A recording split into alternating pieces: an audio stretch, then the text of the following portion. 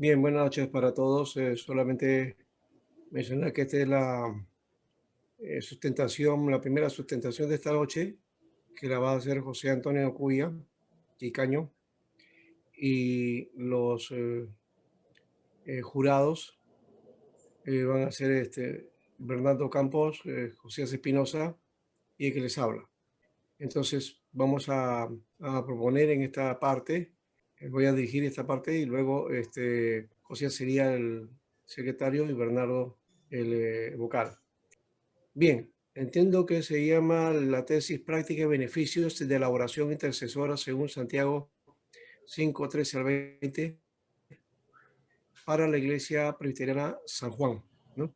La exposición la va a hacer José Antonio Cuya Quicaño y tiene 20 a 25 minutos para la exposición. En los últimos minutos, y ya está más o menos en el tiempo, vamos a ir interrumpiendo, mencionando el tiempo que le queda, ya para poder finalizar. Así que hay que estar en el tiempo adecuado, ¿ya? 20 a 25 minutos. Luego de eso viene ya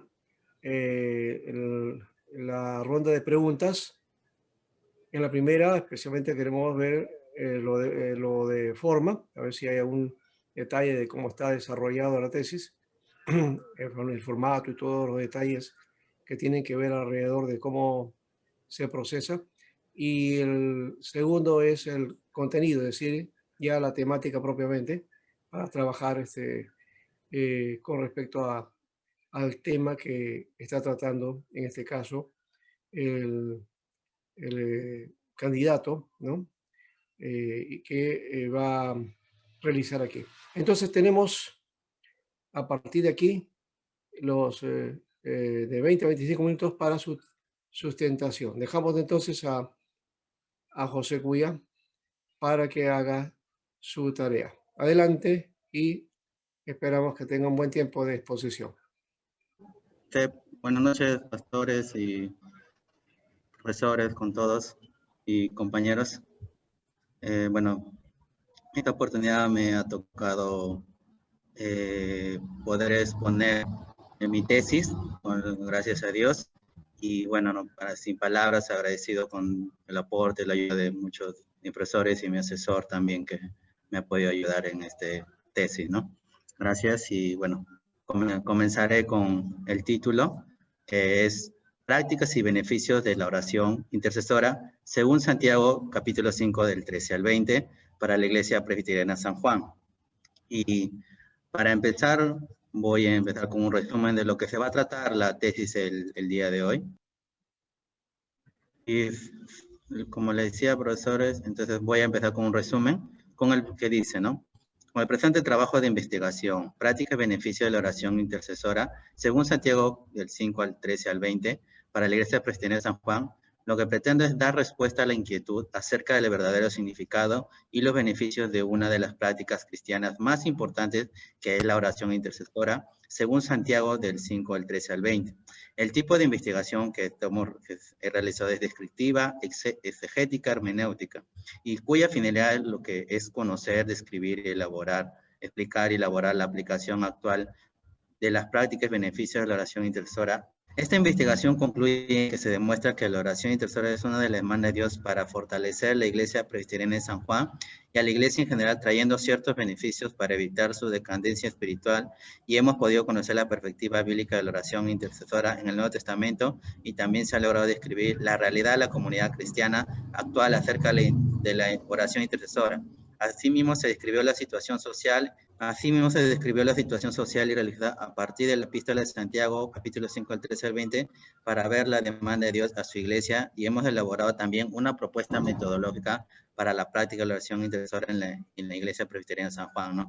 Entonces, lo que quiero notar en esta tesis es que voy a mostrar la gran importancia de la intercesión en la oración y también dar una propuesta metodológica para la práctica de la oración en la Iglesia Presbiteriana de San Juan, ¿no? Entonces, una pequeña introducción es que, para empezar, ¿qué es estaría diciendo, ¿no? ¿Qué es un intercesor, no? Un intercesor en la iglesia presbiteriana de San Juan es una persona que se dedica a orar por otros o con perseverancia para que esas oraciones sean respondidas por Dios en un ministerio que se le ha dado, como por ejemplo en este caso el ministerio de intercesión que hay en nuestra iglesia de San Juan, ¿no? Pero también quisiera darles un ejemplo de que la imagen más aproximada de un intercesor es cómo nos narra la historia de una madre colombiana que se sacrificó por su hijo, ¿no? En este caso en el lugar de Ancash, en la cual la madre se interpuso para guardar la vida de su hijo mediante cuando sucedió en esos momentos hubo un terremoto y justo una pared estaba en ese niño y es donde la mamá se interpone para que no le caiga esa pared y así pueda lograr salvar a su hijo, ¿no? Entonces, en este caso, la manera como la madre protege a su hijo ocupa un lugar especial y un capítulo especial, ¿no? Porque se convirtió en una intercesora eficaz. Pero también en la Biblia podemos resaltar la actitud de Daniel, que también fue un intercesor en ese tiempo, cuando se encontraba en Babilonia, ¿no? Cuando él fue a la presencia de Dios en oración para pedir misericordia para su pueblo, ya que Daniel, quien ocupa un lugar muy importante, él dice que clamó delante del Señor tras leer las profecías de Jeremías respecto a Jerusalén. Y cito una cita bíblica que podemos encontrar en Daniel 9:17, es que ahora pues Dios nuestro, dice, ¿no? Oye la oración de tu siervo y sus ruegos y haz que tu rostro resplandezca sobre tu santuario asolado por amor al Señor, ¿no? Entonces puedo resaltar ahí abajo, ¿no? Que nuestra iglesia presbiteriana de San Juan se ha dedicado por años a la oración intercesora y a lo largo de su ministerio hemos visto gloriosos resultados. Creo que por experiencia personal que la oración intercesora es un mecanismo eficaz para la obra del ministerio. Entonces, la pregunta que me he hecho para esta investigación es, ¿cuál es la propuesta metodológica para la práctica de la oración intercesora en la Iglesia Presbiteriana San Juan, según Santiago, capítulo 13 al 20? Y la hipótesis es que la práctica de la oración, donde viene la pregunta, que la práctica de la oración intercesora, como lo propone Santiago del 5, del 13 al 20, traerá beneficios para aliviar la aflicción, dar más alegría y sanarse de la enfermedad. Tiene efectividad cuando se hace con el apoyo de los ancianos y de la iglesia y con la unción del aceite. Entonces, vamos a ir en esta pregunta, ¿no? Y responder mediante esta tesis, esta pregunta. Y los objetivos de la investigación, el objetivo general es que vamos a demostrar que la oración intercesora es una de las demandas de Dios para fortalecer la Iglesia Presbiteriana de San Juan y a la Iglesia en general, trayendo ciertos beneficios para evitar su decadencia espiritual. Los objetivos específicos es que vamos a conocer la perspectiva bíblica de la oración intercesora en el Nuevo Testamento, describiremos la realidad de la comunidad cristiana actual acerca de la oración intercesora, explicar la situación social y religiosa a partir de la epístola de Santiago, capítulo 5 del 13 al 20, para ver la demanda de Dios a su iglesia. Y por último, vamos a elaborar una propuesta metodológica para la práctica de la oración intercesora en la Iglesia Presbiteriana San Juan. Así que vamos a empezar primero con capítulo 1 que resalta la tesis sobre Santiago, ¿no? Santiago es una epístola universal en la que Santiago no trata, nos dice, con problemas específicos de la iglesia en particular, sino con diversos problemas de las diversas sinagogas de la época temprana del cristianismo en que fue escrita. Muchos no quieren considerarla como carta, así que poder demostrar claramente no solo que fue una carta, sino que fue una carta circular. Mencionamos las características literarias de la epístola, que es el punto A. Esta epístola trata de una diatriba, un género muy popular en el tiempo del Nuevo Testamento, en el cual se atacan ideas, personas o acciones según este comentarista y otro. Santiago tiene perfectamente el diseño, el perfil de una diatriba, diatriba significa discurso también, ¿no? El punto B es un compendio de refranes o dichos morales populares, con el propósito no tanto de juntar información, sino de provocar en sus oyentes el sano deseo de comportarse como Jesucristo lo ordenó. El punto C es aliteración y asonancia, es decir, repetición de uno o varios sonidos semejantes en una palabra o enunciado, para producir palabras de la misma familia y pleonasmo, una figura literaria que emplea vocablos innecesarios o repetición de palabras. para dar mayor énfasis o expresividad o para reforzar el sentido. El punto es que el texto mantiene el género literario sapiensal, caracterizado por sentencias breves y proverbiales, lo cual, unido a las abundantes referencias a los temas del Sermón del Monte, le dan una cercanía muy especial al género usado por nuestro Señor Jesucristo. Hay tres teorías también de tres autores, uno que es el alemán, Friedrich Spita, que cada uno por su lado afirmó que Santiago es un documento originalmente judío al que se cristianizó con las inclusiones. Para el comentarista Burkin, Santiago es una traducción libre de una carta aramea que sí fue escrita por Jacobo, el hermano del Señor, a alguna iglesia particular y luego fue traducida y editada por algún griego de su tiempo que hizo la referencia específicamente griega. Para el alemán Martín Dibelius, Santiago tiene un carácter paranético. Una parénesis es un depósito de tradición, es decir, es un escrito que recoge dichos de muchos autores compilados según un tema general que los reúne. O sea, hay muchas razones por las cuales se originaron estas teorías. Sin embargo, de todas las razones que puedan investigarse, ninguna parece más necesaria ni explica mejor el origen descrito que la teoría tradicional. Por esta razón, seguimos diciendo que el autor de esta carta circular fue Santiago, el primer pastor de la iglesia. En conclusión, la teoría pseudoepigráfica unida de antaño, según se desprende de algunas citas de Eusebio y Jerónimo, y que es la sostenida actualmente por muchos comentaristas. Y seguimos hablando de Santiago en las características teológicas. El punto A dice que es una de las cartas más tempranas, si no la más temprana del Nuevo Testamento. Es posible que encontremos frente al primer escrito cristiano de todos los que forman el Nuevo Testamento. El punto B es que su mensaje también es fuertemente cristocéntrico. El origen y destinario de Santiago, ¿no? El punto A habla sobre la teoría tradicional. Dice que ha sido considerada Santiago como una epístola católica universal, tanto por su alcance como por su canonicidad.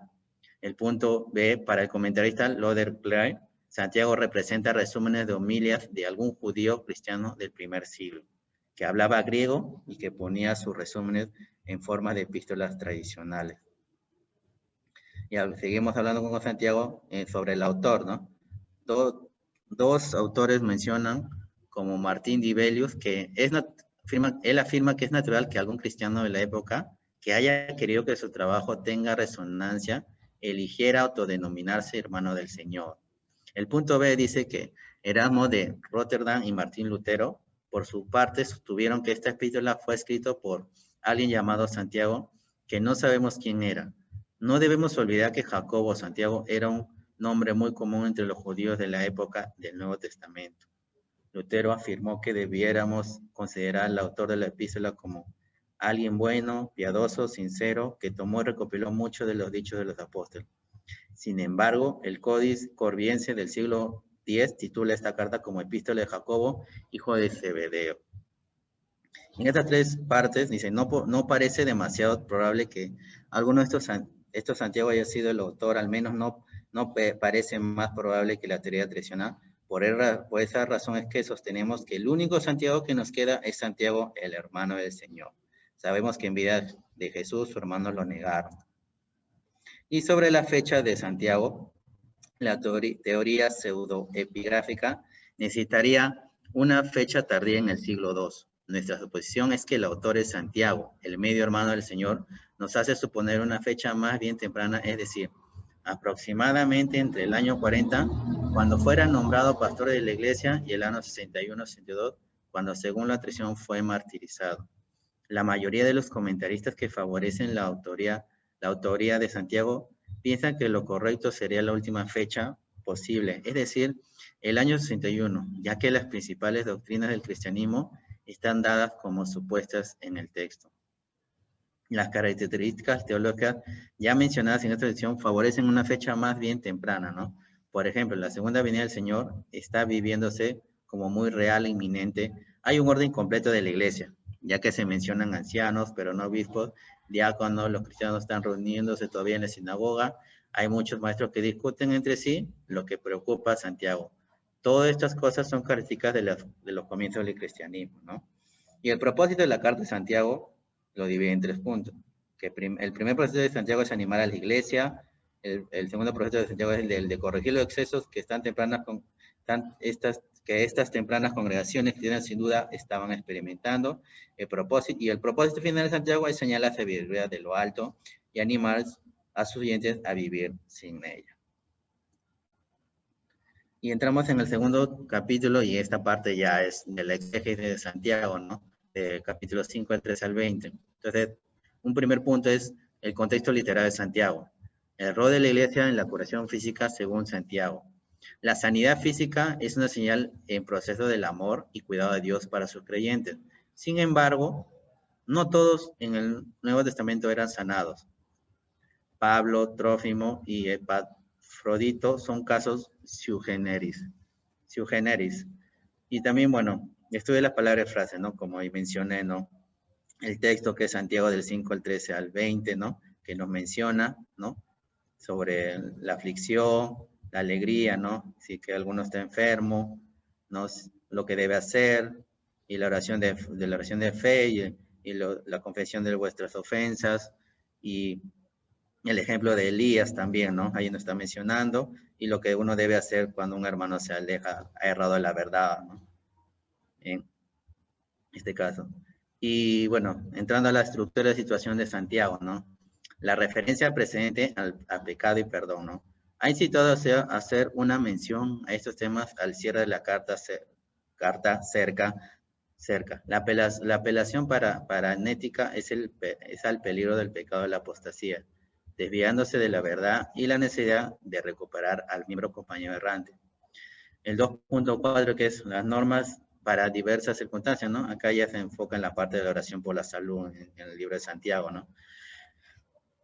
Santiago asegura a los lectores que tales pecados serán perdonados. Dios no retendrá el perdón para prolongar la enfermedad. De hecho, Santiago argumenta que sería mejor cuidarse del pecado porque provoca serias enfermedades.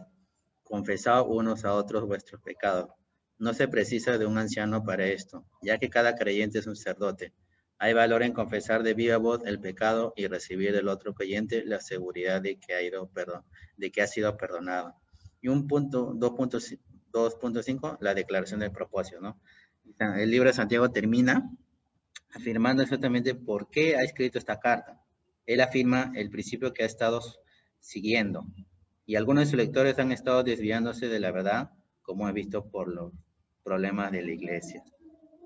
Y para entrar sobre el capítulo 3 vamos a entrar, profesores, pastores, sobre la iglesia San Juan, ¿no? En la iglesia que yo, bueno, asisto en este caso, y que ha sido mi interés de poder dar esta tesis para la iglesia San Juan, ¿no? Pero antes de iniciar sobre la oración en la iglesia San Juan, voy a hablar sobre la oración intercesora en la iglesia de hoy, ¿no? Una pequeña descripción de la denominación de la iglesia presbiteriana de Jesucristo en el Perú, ¿no? Nuestra iglesia presbiteriana de Jesucristo es una iglesia cristiana, iglesia presbiteriana y reformada, que cuenta con más de 500 congregaciones en el Perú, y en el mundo más de 80 millones de cristianos presbiterianos y reformados en 108 países. La palabra presbiteriana viene del griego presbítero, que significa supervisor o dirigente. En castellano fue traducido también como anciano. Lleva ese nombre porque los líderes son llamados presbíteros, y nuestro sistema del gobierno es democrático representativo, en el que estos líderes son elegidos por los miembros de cada congregación. No, este es ya más general, pero acá ya entro en una iglesia presbiteriana de Jesucristo, pero acá en Lima, ¿no? Que también nosotros tenemos. Y la iglesia presbiteriana de Jesucristo en el Perú fue organizada por misioneros presbiterianos junto con pastores nacionales en el día 12 de diciembre del año 2000. Fue registrada como una asociación religiosa en Pucallpa, y en el año 2012 se trasladó a Lima con el número de partida 1285766 Lima. Y la denominación, la IPXP en Lima, tiene diferentes sectores, se divide en 4 sectores, ¿no? El sector norte, en Caraballo, Zagual, Urigancho, y centro y sur. Y ahora en este punto voy a hablar sobre la iglesia presbiteriana San Juan, en la cual yo asisto y me he enfocado para poder sustentar esta tesis, ¿no? Y podemos iniciar iniciamos con las características de la iglesia presbiteriana San Juan, ¿no? En las características de la iglesia presbiteriana tenemos nosotros la reunión de casa iglesia. En esta reunión de casa iglesia, las funciones fundamentales en esta casa de iglesia son el culto, la educación, el compañerismo, evangelización y misión, pero también nosotros tenemos aquí la oración de intercesión en la reunión de casa iglesia, en la cual cada uno de nosotros ora, ¿no? Por su situación de la persona, el miembro que asiste, ¿no? Durante un periodo de 10 a 15 minutos, tanto por el líder que está en la casa iglesia o también por el maestro en este caso, ¿no? Entonces, también tenemos la oración ¿cómo es la oración de intercesión en la iglesia presbiteriana San Juan? Bueno, nosotros tenemos la oración en nuestra iglesia, tanto en las madrugadas como en las noches, ¿no? En las madrugadas en la cual nos reunimos los miembros con nuestros pastores, en la cual tenemos un tiempo de oración de 30 minutos a 40 minutos, en la cual todos oramos por las situaciones de cada miembro, ¿no? Que está pasando durante la semana y oramos hasta que Dios sea respondiendo la oración en este tiempo, ¿no? Y hemos tenido muchas experiencias sobre la respuesta de la oración de Dios. Y también nosotros oramos en las noches, a las 7:30, ¿no? A las 7:30 nosotros intercedemos, cada uno en la cual, después de un culto, nosotros, un miembro pide oración por situación que está pasando en ese momento para que mediante nuestro pastor y los miembros también, igual oramos durante 30 o 40 minutos, pero no solo un miembro, sino muchos miembros piden sus peticiones, ¿no? En este caso, todos intercedemos, ¿no? Y intercedemos también durante la semana, ¿no? Y también las diferentes oraciones en la iglesia presbiteriana de San Juan es, en los niños, ¿no? En los niños primero, en los niños la oración de intercesión la realizamos enseñándole en la escuela dominical, ¿no? Es el lugar donde ellos asisten, ¿no? Y esto se hace cuando eso se termina su clase con su maestro, también a veces se hace luego de terminar su culto. En este caso, los niños se le pide a su maestro para que ore por alguna situación que está pasando en su vida, ¿no? Interceden por la oración del niño, ¿no? Hasta que pueda haber respuesta también de igual manera a Dios, ¿no? Y en los adolescentes, la oración de intercesión la realizan con la reunión de un líder joven, ¿no? En este caso, luego del culto que ellos han tenido por la tarde, ellos se dividen en grupos de varones con grupos de chicas, en la cual ellos comparten la situación que están pasando y piden al líder encargado en ese momento para que es un joven o jovencita, si es en chico, es joven, en chica, jovencita, entonces en la cual en ese momento todos oran, ¿no? Por esta situación y junto con los adolescentes también oran, ¿no? En este caso, ¿no? Y en el caso de los jóvenes y adultos, en este caso ellos también comparten sus oraciones en la reunión de casa iglesia, como les compartí al inicio, ¿no? Del capítulo 3, ¿no? De casa iglesia, para que su líder pueda orar por ellos, junto con los hermanos de casa iglesia, como ya les expliqué en su momento. Y para terminar, ¿no? Las conclusiones que hemos llegado es que en esta tesis hemos demostrado que la oración intercesora es una de las demandas de Dios para fortalecer la Iglesia Presbiteriana de San Juan y a la Iglesia en general, trayendo ciertos beneficios para evitar su decadencia espiritual, ¿no? Y también la segunda conclusión que hemos llegado también es que mediante esta investigación hemos podido conocer la perspectiva bíblica de la oración intercesora en el Nuevo Testamento y también se ha logrado describir la realidad de la comunidad cristiana actual acerca de la oración intercesora. Y asimismo se describió la situación social y religiosa a partir de la epístola Santiago capítulo 5, el 13 al 20, para ver la demanda de Dios a su iglesia. Y luego de esto hemos elaborado una propuesta metodológica para la práctica de la oración intercesora en la Iglesia Presbiteriana San Juan, que a continuación, como lo menciona Santiago, ¿no? Y esta propuesta también metodológica que hemos hecho, ¿no? He hecho, perdón. Y la propuesta metodológica para la práctica de la oración intercesora en la Iglesia Presbiteriana San Juan, en Santiago, capítulo 5, 3, es, primer punto, ¿no? En Santiago dice que si alguno se encuentra afligido, es decir, triste, apenado, debe orar por la circunstancia que está pasando en su vida a Dios y tenga el beneficio de parte de Dios de que su oración sea respondida.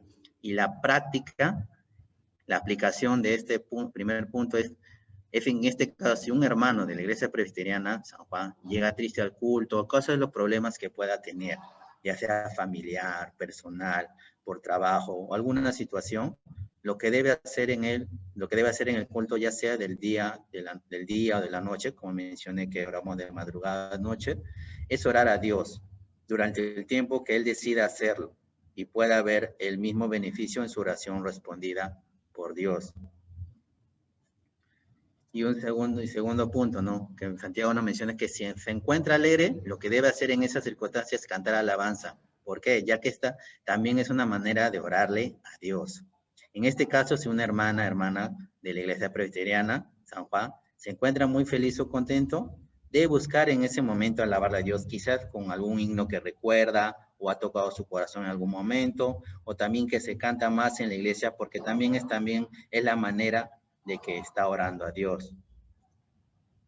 Y el tercer punto es que si la persona se encuentra enfermo o de alguna enfermedad, que pidan a los ancianos de la iglesia para que puedan interceder por él o por ella, y así puedan tener el beneficio de que Dios los sanará mediante la intercesión de los ancianos, pero siendo una oración con fe.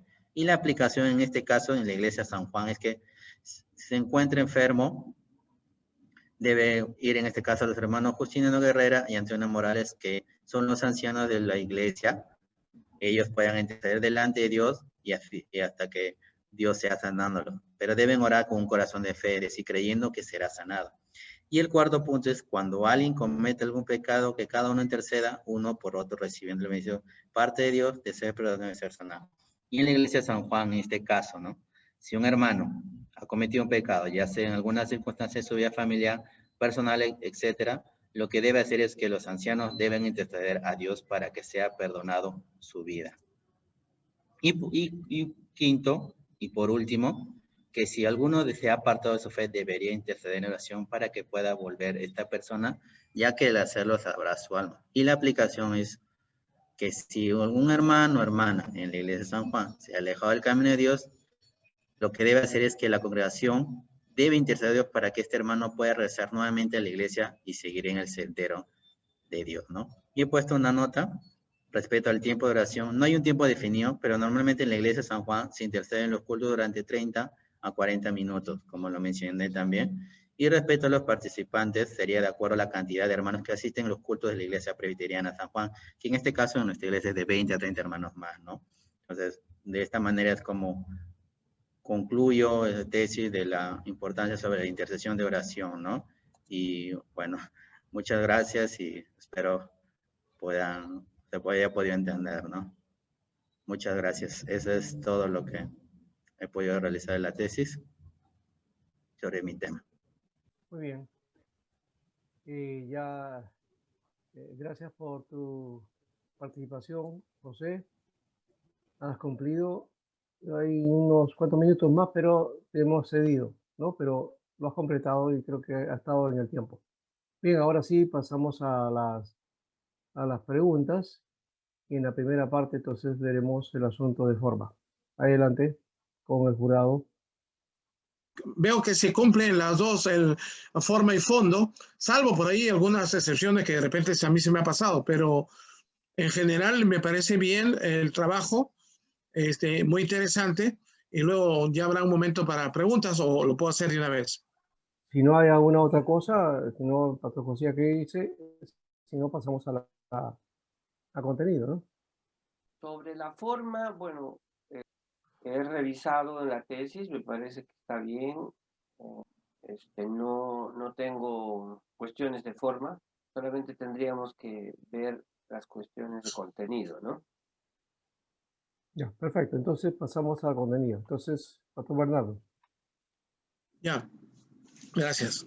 Bueno, la pregunta que nos hacemos todos en algún momento, perdón, y no tiene que ver exactamente con la tesis, pero se relaciona. Es la oración de intercesión alcanza realmente, por ejemplo, en un contexto de pandemia, porque muchas veces oramos, intercedemos, pero al final Dios es el que hace las cosas y en sus manos está la vida y la muerte. Y pese a que muchas veces hemos intercedido por la gente, igual se han muerto. ¿Qué piensas tú? Nosotros cumplimos, por lo menos, con lo de Santiago, pero de ahí en más ya queda la mano de Dios, ¿no te parece, José? Esa sería mi pregunta. ¿Cuál fue la pregunta? Disculpe, profesor Bernardo, no le podía escuchar bien. Que a pesar de que muchas veces intercedemos y oramos por nuestros hermanos y amigos incluso, que están a punto de morir por el tema de la pandemia, y porque les dio el COVID o por alguna otra enfermedad, y no, a veces se salvan, pero no siempre. A veces se mueren directamente.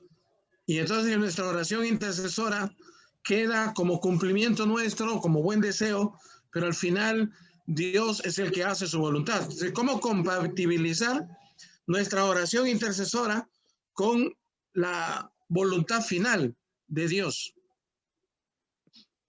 Es la pregunta. ¿Cómo dijo? Es decir, ¿cómo entender?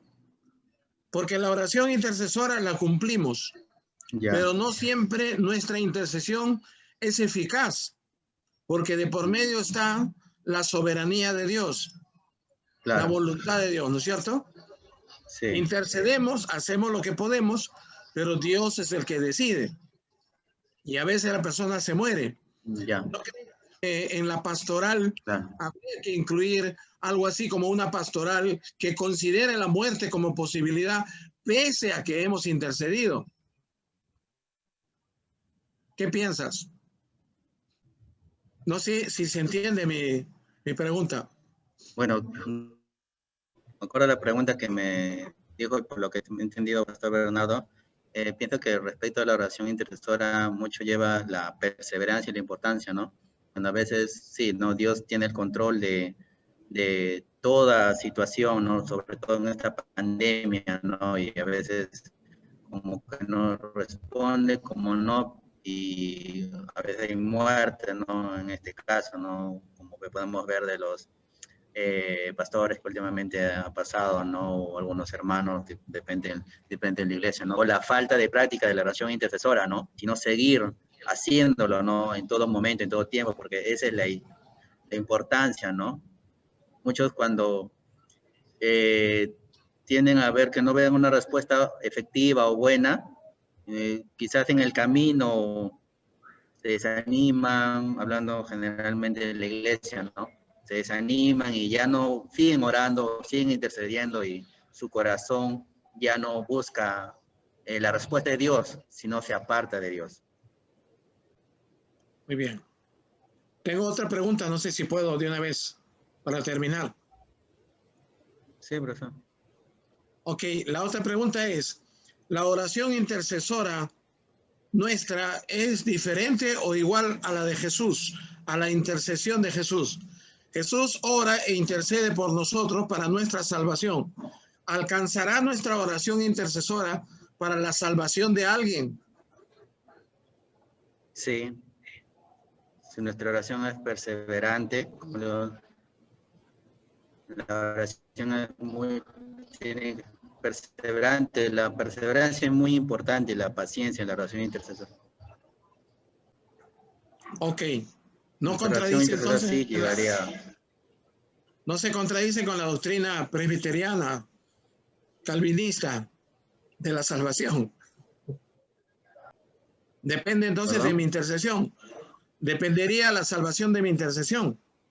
Claro, pero también sería de acuerdo a la manera de intercesión, pues, porque si sabemos que la salvación es que la persona o el ser, por quien oramos reciba al Señor en su corazón como su Señor y Salvador, ¿no? Para ser salvado. Entonces, también abarca mucho también buscar ser específico en esa intercesión de oración, ¿no?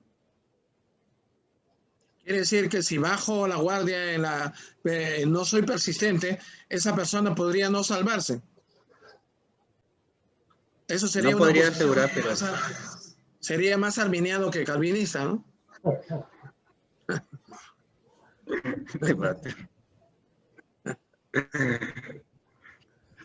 No te preocupes, es una broma. Tranquilo. Bueno, Gracias. ya, Gracias. está bien. ¿Me escuchas, José? ¿Me escuchas? José, ¿me escuchas? Sí, profesor. Ya. Sí, profesor Josías. Yo ¿Pastor? quería hacerte una pregunta de fondo. En el capítulo 2 tú titulas Exégesis de Santiago. Pero cuando nosotros hacemos una exégesis, por ejemplo, ¿no? En el caso del Nuevo Testamento, podrías haber utilizado el método de Gordon Fee, ¿no? Exégesis del Nuevo Testamento. sin embargo, tú no sigues eso. Entonces yo te quiero preguntar, ¿no? ¿En base de qué libro, de qué marco teórico exegético llamas exégesis Santiago? Y ya te digo, ¿no? A mi criterio, tu estudio es muy bueno. Me parece enmarcado en la teología práctica, ¿no? En los estudios bíblicos prácticos. Y yo, en vez de llamarlo exégesis, aunque le puedo llamar estudio de Santiago, ¿no? Pero si es exégesis, tendría que ser, pues, en el marco, por ejemplo, de Gordon Fee, y lo que veo ahí no es eso, ¿no? ¿Qué opinas de eso? Repetir un poquito más, una sola palabra la pregunta, no lo he entendido muy bien. Ya. Tú en el capítulo 2 pones exégesis de Santiago, ¿no es cierto? Eso está claro, ¿no? Claro. Sin embargo, para que sea Sí. un exégesis, tienes que utilizar un modelo de exégesis. Ejemplo, Gordon Fee, en su exégesis del Nuevo Testamento, hace un modelo de exégesis, ¿no es cierto? Pero yo no veo ese modelo acá ni de otros autores. Entonces, ¿en qué sentido sería un exégesis o sería más bien un estudio de Santiago, ¿no? Porque no sigue la rigurosa forma de un exégesis, como la de Gordon Fee, por ejemplo. No sé si conoces el método de Gordon Fee y el libro. Honestamente no he visto la de Gordon Field. Ya, en todo caso, yo te propongo que para que sea un exégesis tiene que ser enmarcado a una forma de exégesis. Y me parece muy bueno tu trabajo en el contexto de la teología práctica, ¿no? De la oración, incluso eclesial, pastoral, es un gran aporte. Pero exégesis, yo preferiría que le cambies de nombre y le pongas estudio del libro de Santiago, que es un estudio que has hecho de palabras, de contexto, etcétera, y eso sería, creo, a mi criterio mejor. Ese es el punto de fondo que tengo, pero sobre lo demás me parece bien. Y la segunda pregunta es la que también dice, porque tú en tu PowerPoint dices, ¿no? Que toda oración tiene que ser contestada. Y ahí yo iba a la pregunta, ¿no? ¿Toda oración es contestada o depende de la soberanía de Dios? Por ejemplo, a Pablo... Depende de la soberanía de Dios más que todo. Exacto. Gracias. A ver, si quieres explayarte en eso, eso sería con eso he acabado yo. Gracias. Claro. Adelante, José. Si quieres explayarte, puedes hacerlo, ¿no? Si es soberanía o depende solo de nosotros. Claro, la soberanía de Dios porque, como le mencioné sobre la perseverancia de la oración intercesora, como miembro, entonces... Bueno, tengo un par de preguntas para ir terminando, José. Tú has hablado de la oración intercesora y dentro de tu tema, en la tesis, como que propones la oración intercesora como la oración fundamental y final, o como que es la que va a llevar al creyente a una edificación y a una vida espiritual. ¿No es más bien la oración intercesora parte de la oración? O en todo caso, ¿qué diferencia entre la oración y la oración intercesora? Si hablamos, bueno, como sabemos, la oración es una conversación con Dios y todo, ¿no? Como ya eso nosotros conocemos ya, ¿no? Pero la oración también intercesora es parte de la oración en general porque es una intercesión hacia unos a otros, ¿no? Es un amor por el prójimo más personal, ¿no? Hacia Dios, ¿no?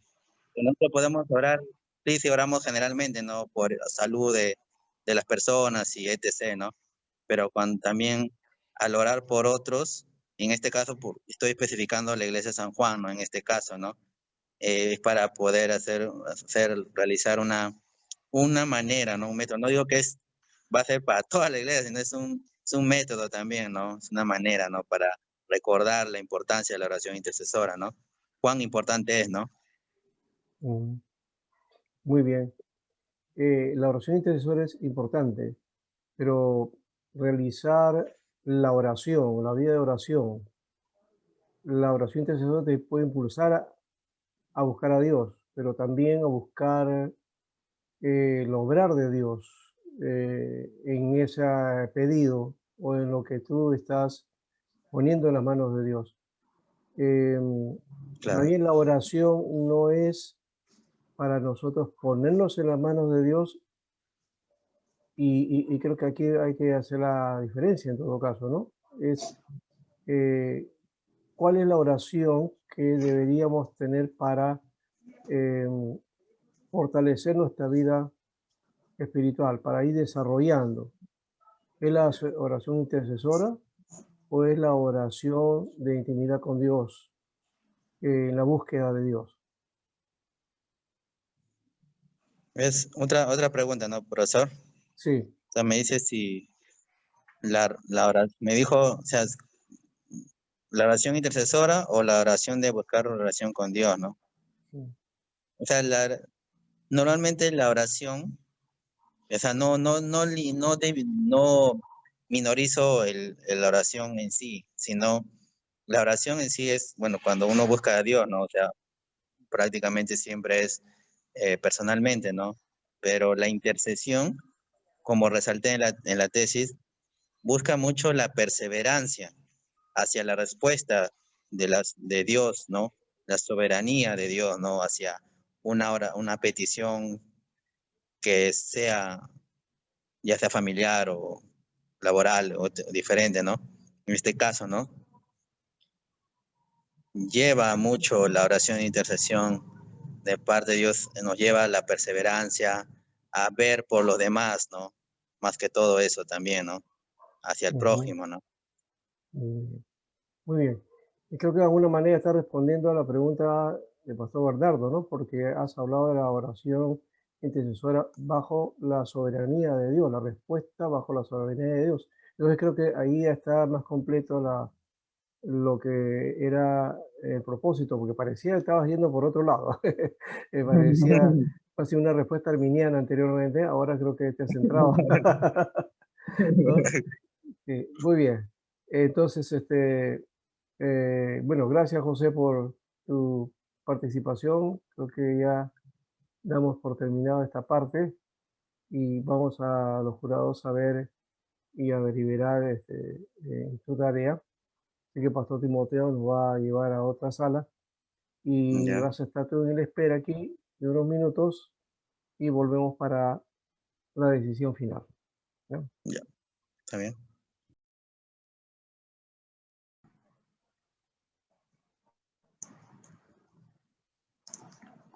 Muy bien, entonces vamos José.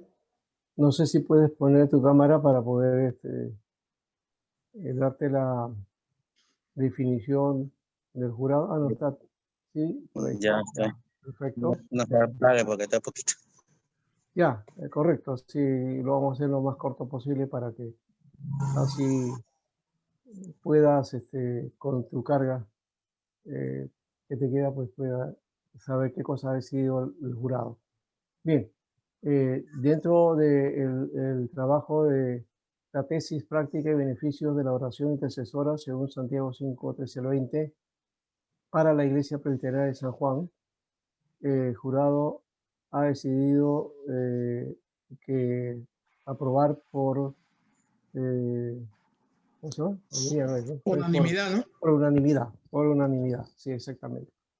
Entonces estás aprobado por unanimidad tu tesis, ¿ya? Y te felicitamos y has terminado este proceso y simplemente, bueno, queda para ver los otros elementos ya administrativos.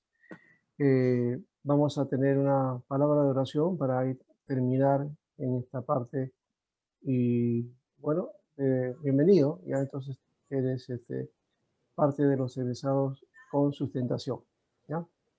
Eh, Sugerencia. Pastor. La sugerencia.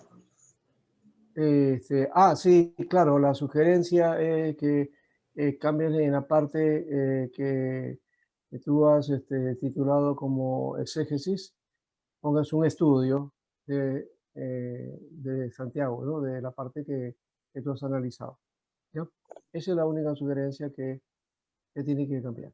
Nada más. Lo demás está bien y por eso nuevamente te felicitamos. Bueno, terminamos esta parte con una oración. Amado Dios, te damos gracias, Señor, por este tiempo y también, Señor, por José, que ha culminado, Señor, satisfactoriamente, Señor, esta tarea. Y esperamos, Señor, que en el ministerio tú lo guíes, le vayas dando, Señor, la sabiduría necesaria para la tarea que tú lo has preparado, Señor. Y sobre todo por aquello que está realizando ya en la iglesia en San Juan. Gracias por su trabajo y gracias, Señor, por su participación. En el nombre de Jesús. Amén. Amén. Amén. Muchas gracias, profesores, pastores, Entonces, a todos por su apoyo, su ayuda. ahí estamos. Muy bien. Ahora sí terminamos esta parte.